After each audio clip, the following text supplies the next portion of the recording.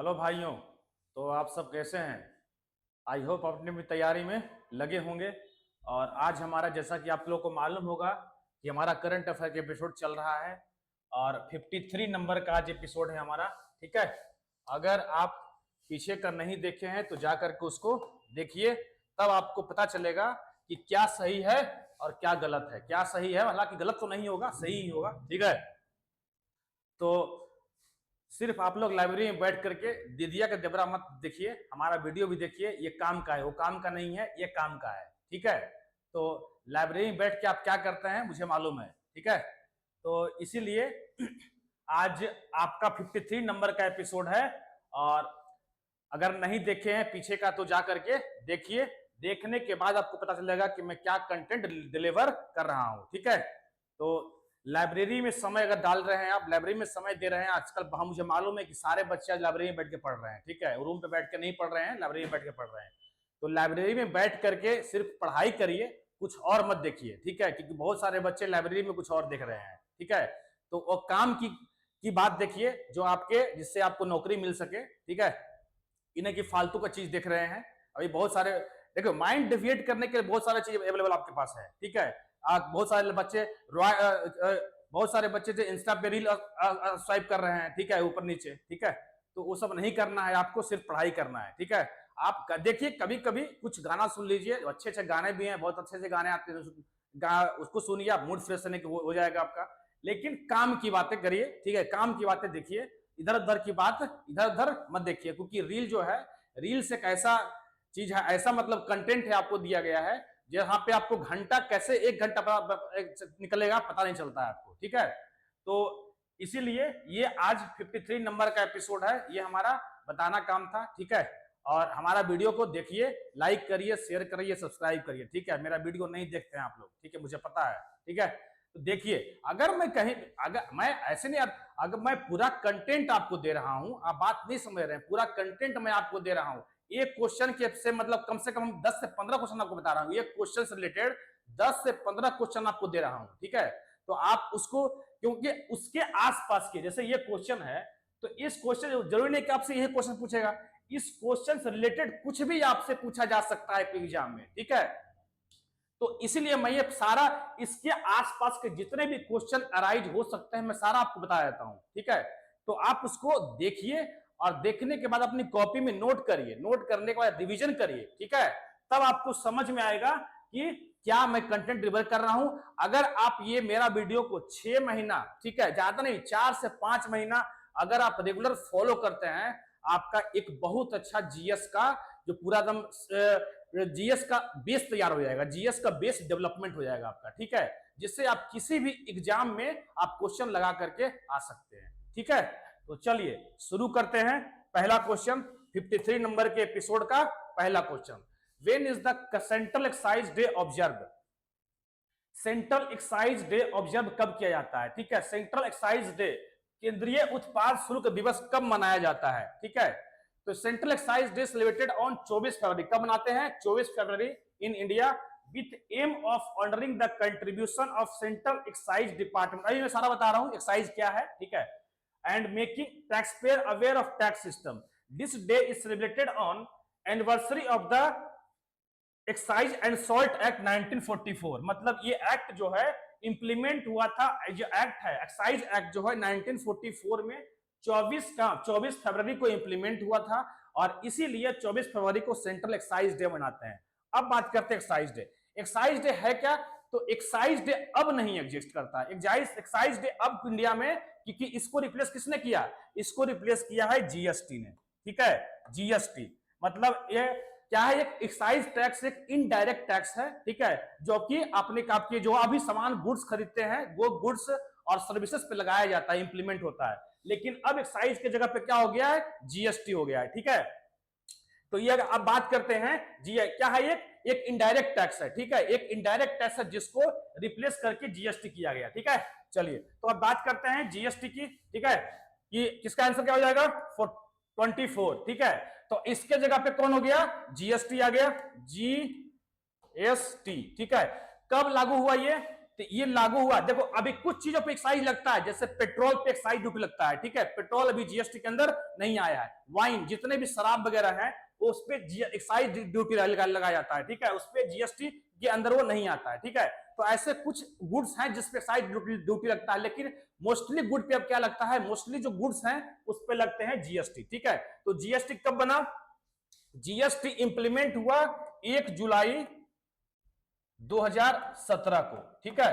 अगर पूछे आपसे कि एक्ट नंबर, जीएसटी जो एक्ट नंबर कितना था, तो एक्ट हो गया आपका 101 कर लेंगे 101 कॉन्स्टिट्यूशनल अमेंडमेंट एक्ट, ठीक है। अगर पूछे आपसे कि बिल नंबर क्या था, बिल, तो बिल हो जाएगा आपके 122, ठीक है, बिल नंबर 122, ठीक है। एक्ट नंबर 101, बिल नंबर, कभी कभी बिल नंबर आपसे पूछ लिया जाता है, ठीक है। अभी तक एक्ट ही पूछा जा रहा था, एक्ट पूछा गया है, लेकिन हो सकता है आने वाले कोई एग्जाम में आपसे बिल नंबर पूछ ले, तो बिल क्या हो जाएगा 110 और 122, ठीक है। अब इस किस कमेटी की रिकमेंडेशन पे जीएसटी एक्ट हुआ, तो देखेंगे, ध्यान रखेंगे, विजय केलकर, विजय केलकर समिति, ठीक है, विजय केलकर समिति, ठीक है। और इसके सबसे पहला फर्स्ट स्टेट जो जीएसटी को इंप्लीमेंट, जीएसटी कानून को पास किया तो कौन था, असम, ध्यान रखेंगे, असम, ठीक है। उसके बाद और बात करते हैं जीएसटी के बारे में, तो जीएसटी काउंसिल एक कॉन्स्टिट्यूशनल बॉडी है, ध्यान रखेंगे, जीएसटी काउंसिल, जीएसटी काउंसिल क्या है, एक कॉन्स्टिट्यूशनल बॉडी है, और इस कितने आर्टिकल में है, तो आर्टिकल 279A, मतलब आर्टिकल 279 में क्लाउज ए जोड़ा गया, ठीक है, आर्टिकल 279A, ठीक है। और जीएसटी काउंसिल के चेयरमैन कौन है, चेयरमैन कौन होते हैं इस काउंसिल के, तो चेयरमैन होते हैं फाइनेंस मिनिस्टर, ठीक है, एफएम, ठीक है, इसके चेयरमैन हो गए फाइनेंस मिनिस्टर, ठीक है। तो हो गया साहब आपको जीएसटी के बारे में। और कब हुआ, 24 फरवरी को एक्साइज डे मनाया जाता है। एक्साइज डे को रिप्लेस किया किसने, तो जीएसटी ने। जितने भी आप सामान खरीदते हैं मार्केट से, वो क्या होता है, गुड्स एंड सर्विसेज, इसका फुल फॉर्म ही होता है goods and services tax, which is indirect tax, ठीक है, implemented on all goods and services, ठीक है। चलिए नेक्स्ट देखते हैं। When was the Employee State Insurance Corporation established? Employee State Insurance Corporation established कब हुआ, तो ये हुआ 1952 में। न्यूज में क्यों है, तो देखते हैं न्यूज में क्यों है। डॉक्टर मनसुख मंडाविया, ठीक है, doctor Mansukh Mandaviya inaugurated the 2-day regional dialogue on foundation day of employ state insurance corporation, ठीक है। The event was attended by Shri Gilbert, जिसको इस इवेंट को अटेंड कौन किए थे, तो श्री गिलबर्ट ह्यूंगबो, कौन है ये, director general of international labour organisation, ठीक है, मतलब आईएलओ, इंटरनेशनल लेबर ऑर्गेनाइजेशन के director general Shri Gilbert Houngbo इसको क्या किए थे, इसको अटेंड किए, ठीक है। तो अभी इसका क्या हुआ है, 2-day रीजनल डायलॉग हुआ है, इसलिए ये न्यूज में है। कब बना, 1952 में। आईएलओ की अगर बात कर लेते हैं, आईएलओ, तो इसका जो हेड को आपको चेयरमैन कौन है, इसके डायरेक्टर जनरल कौन है, गिलबर्ट ह्यूंगबो, ठीक है। और इसका हेड क्वार्टर कहां है, बना कब, 1919 में। इसका हेड क्वार्टर पूछे तो कहां है, जेनेवा, स्विट्जरलैंड, ठीक है। और इसको आईएलओ को 1969 में नोबेल पीस प्राइज भी मिला था, ध्यान रखेंगे इस बात का, यह क्वेश्चन आपसे पूछा जा सकता है खास करके एनटीपीसी में, ठीक है, कि 1960 आईएलओ को, इंटरनेशनल लेबर ऑर्गेनाइजेशन को नोबेल पीस प्राइज कब मिला, तो 1969 में मिला था, ठीक है। ये हो गया आपका ILO. Next, by what other name is the Indian agriculture research institute known, ठीक है।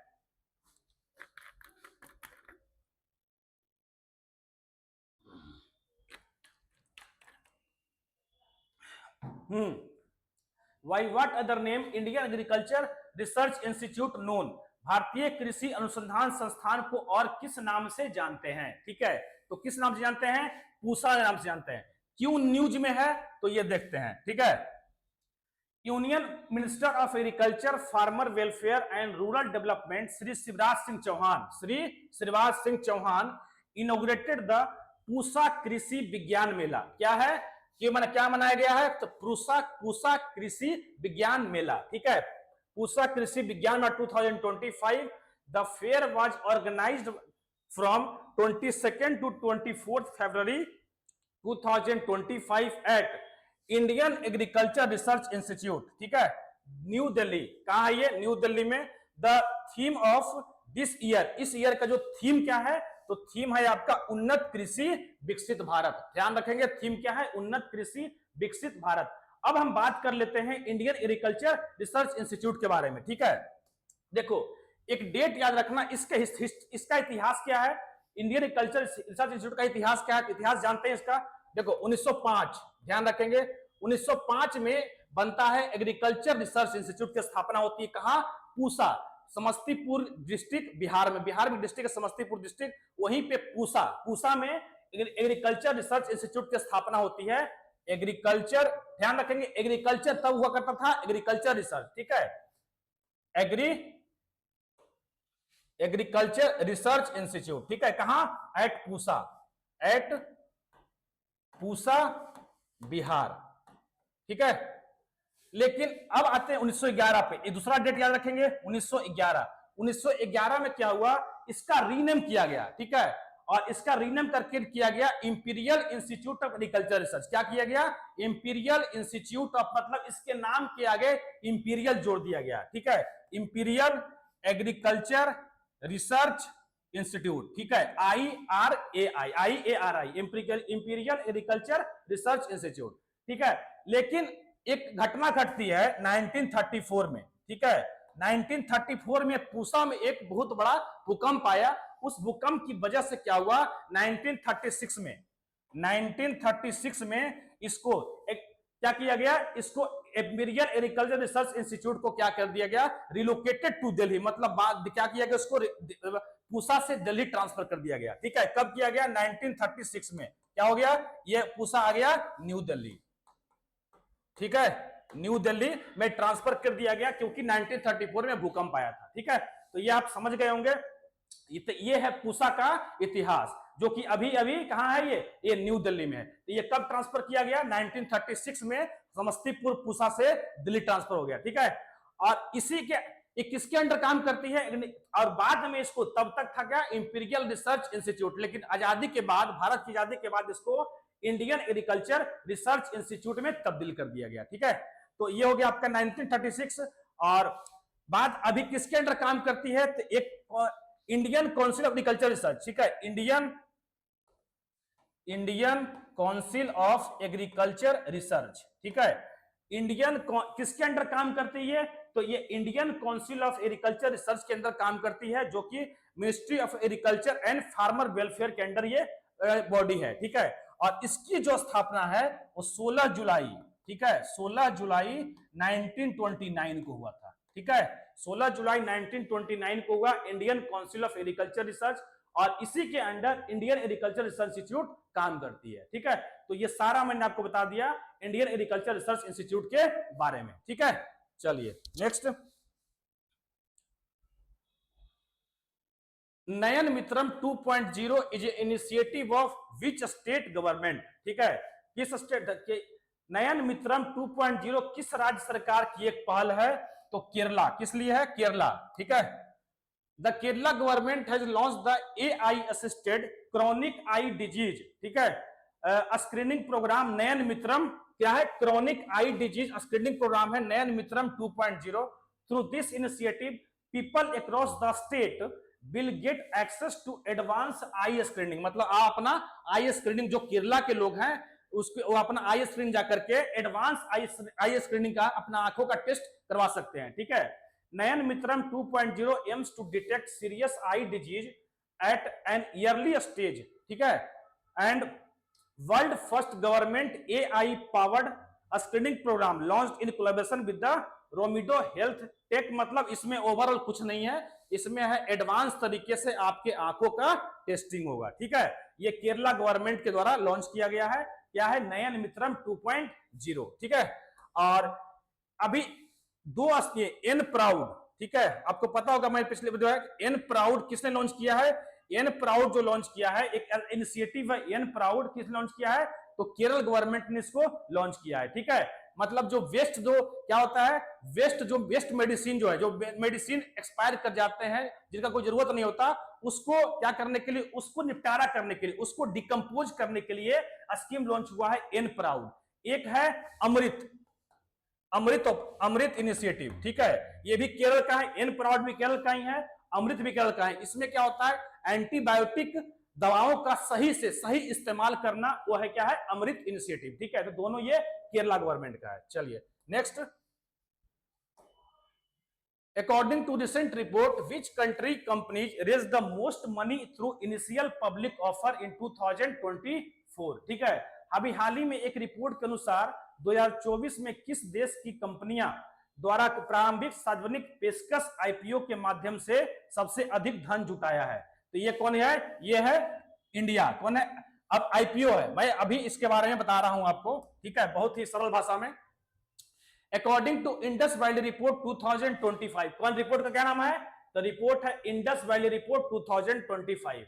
India has emerged the global leader in terms of IPO in 2024 with Indian company raising 19.5 billion dollar. कितना कितना रेज किया इस IPO से, कितना raise किया, तो 19.5 बिलियन डॉलर रेज किया, ठीक है, representing 23% of the global IPO funding, ठीक है। The report has been prepared by Bloom Ventures Advisors Private Limited. A total of 268 IPO came in India. मतलब कितना IPO आया, टोटल ऑफ 268 IPO, मतलब 2024 में टोटल 268 कंपनी ने क्या IPO निकाला, ठीक है, of which 90 were listed on the main board and 178 on the small and medium enterprises segment, ठीक है। तो ये आप क्या क्या याद रखेंगे, रिपोर्ट कौन निकाला, इंडस वैली रिपोर्ट निकाला, ठीक है। उसके बाद टोटल कितना रेज किया इससे, तो 19.5 बिलियन डॉलर रेज किया, और टोटल 268 आईपीओ निकाला गया 2024 में, मतलब 268 कंपनी ने अपना आईपीओ निकाला, ठीक है। चलिए तो अब आईपीओ और देखते हैं।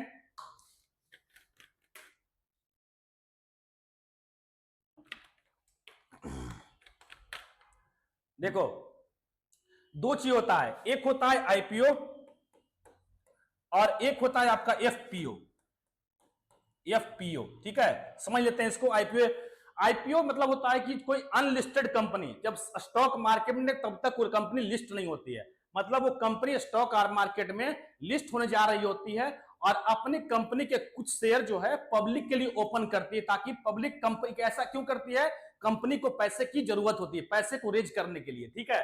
तो अनलिस्टेड कंपनी जब अपना शेयर, अपनी कंपनी का शेयर मार्केट में पब्लिक के लिए ओपन करती है तो उसको बोलते हैं आईपीओ, ठीक है।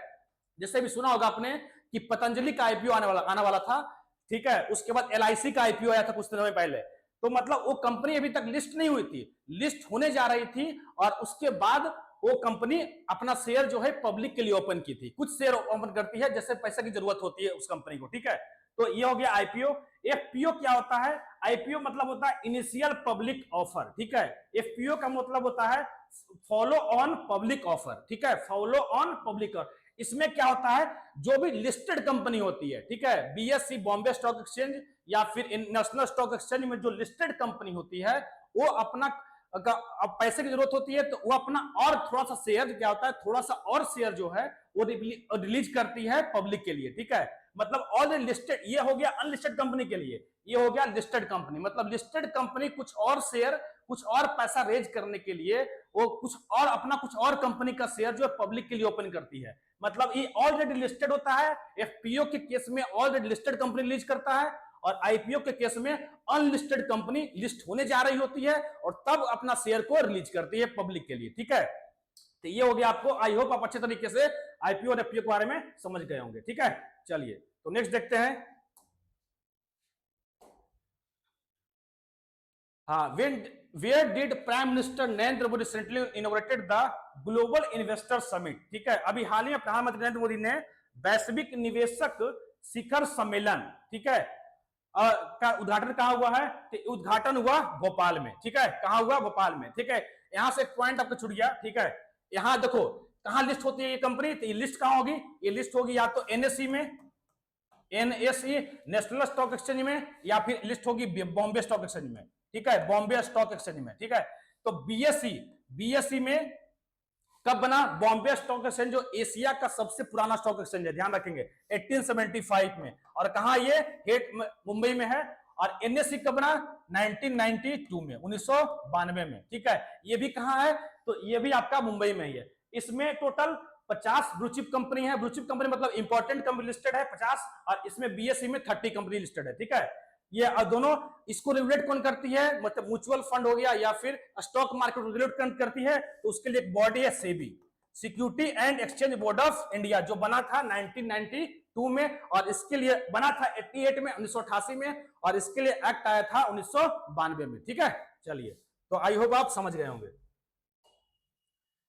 वेयर, हाँ, तो ये हो गया, where did the prime minister Narendra Modi recently inaugurated the global investor summit, ये कहां हुआ, भोपाल में, ठीक है। ग्लोबल इन्वेस्टर समिट कहां हुआ, तो ये हो गया आपका Bhopal. Prime minister Narendra Modi inaugurated the global investor summit in Bhopal, announcing 18 new industrial policy, मतलब 18 न्यू इंडस्ट्रियल पॉलिसी को अनाउंस किया गया यहाँ पे, ठीक है।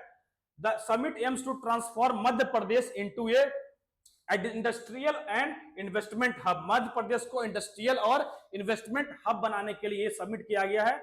और summit was attended by leading industrialist and global investors and highlighted the India role in global supply chain specially in the aerospace sector, ठीक है। बस आपको याद रखना है कहां हुआ ग्लोबल इन्वेस्टर समिट, तो ये हुआ भोपाल में, ठीक है। नरेंद्र मोदी इसके उद्घाटन किए थे। चलिए नेक्स्ट, ये हमारा एग्जाम 2 का चैनल है, अगर आप नहीं जुड़े हैं तो जुड़ जाइए, ठीक है। बिल्कुल यहाँ मैथ, ठीक है, जीके जीएस और रीजनिंग और यहाँ पे साइंस, मतलब सारा कुछ आपको करवाया जाता है, सारा कुछ रेगुलर बेसिस पे आ रहा है वीडियो, तो अगर आप नहीं जुड़े तो जुड़ जाइए और तैयारी में लग जाइए, ठीक है। चलिए नेक्स्ट देखते हैं, मिलिट्री एक्सरसाइज धर्मा गार्डियन,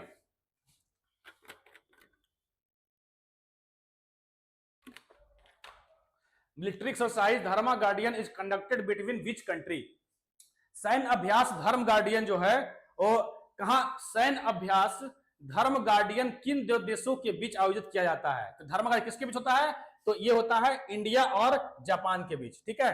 तो कुछ एक्सरसाइज देख लेते हैं, इंडिया जापान के बीच कौन कौन सा होता है, इंडिया और जापान के बीच होता है, एक तो हो गया आपका धर्म गार्डियन, उसके बाद इसके अलावा होता है वीर गार्डियन, ठीक है, वीर गार्डियन, ठीक है।